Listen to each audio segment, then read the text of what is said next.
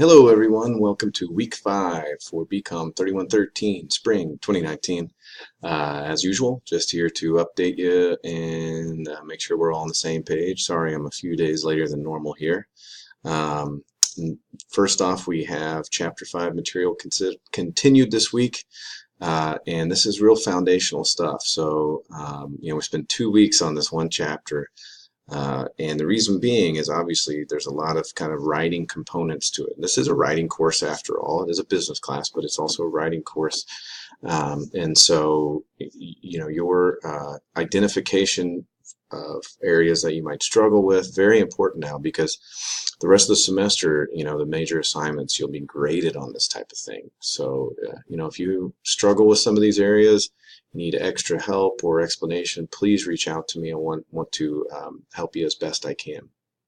There's also a quiz, first quiz we've had, and so unlike the tests in this class, the quizzes you only get one shot at, and they, those are not open book, and so make sure that you get that done and you are prepared for it. So the way to prepare for it is obviously read and then watch those lecture videos that I recorded. There's also a brief little homework assignment.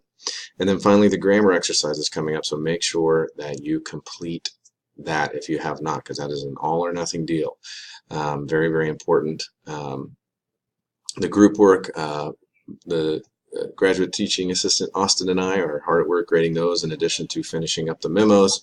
My goal is hopefully the beginning of next week to have your grades up to date. There are a lot of you, and since it is writing, it does take quite a bit of time to grade those. I apologize in advance. There will be times in the semester, already this being one of them, where I seem to take a little longer than you might be accustomed to. But just remember, this is a writing class, and so the deliverables and the elements of grading for it just are much more labor and time intensive on our end. So anyway, we want to make sure that you feel confident and comfortable with everything. So if you have any issues at all, please don't hesitate to reach out. Otherwise, get out there and get to work.